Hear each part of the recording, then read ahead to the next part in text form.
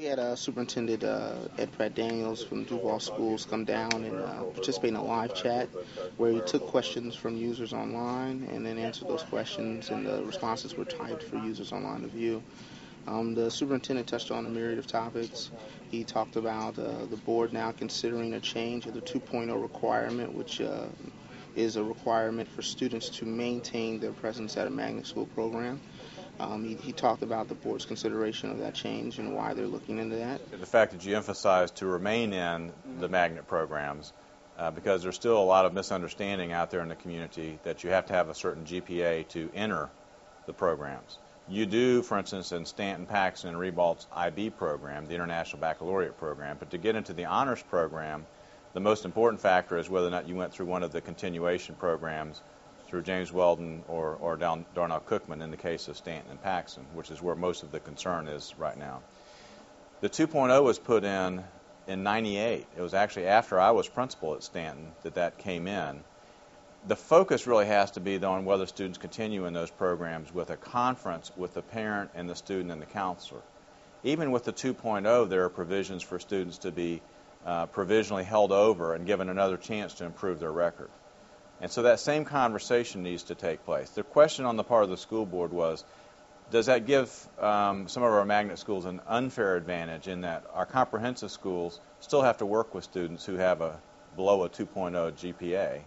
And so shouldn't that obligation also be held at the magnet school? So that's a philosophical question that's under discussion right now. In no way is this intended, nor do I think it will, have a negative impact on the very high rating and high performance of our current magnet schools.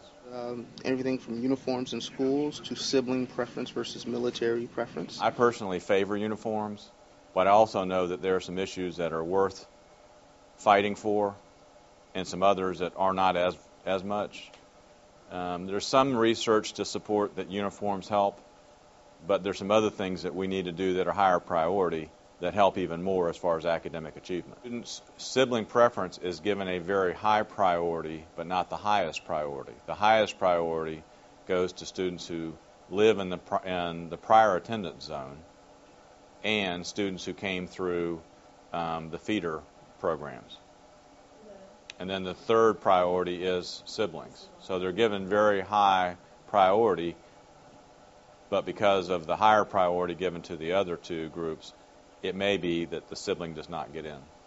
Well, the other is military preference. I should add that. Military preference is also in those top two. Oh, is it? Okay. Yeah. Okay. That's important. In fact, it's even higher than continuation. He also spoke about why some students may have books at other schools and why you may think that your child may not have a book at another school.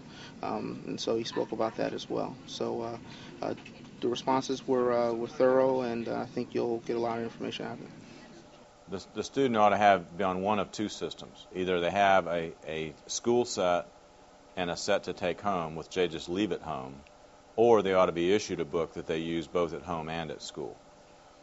So again, similar to the previous question, we'll have to find out as far as, is it a particular case at Rebalt Middle? We're not aware that that's a policy there. It shouldn't be, so if it is, we'll fix that. But the student ought to be either issued a book to take back and forth or issued a book to keep at home, one of the two.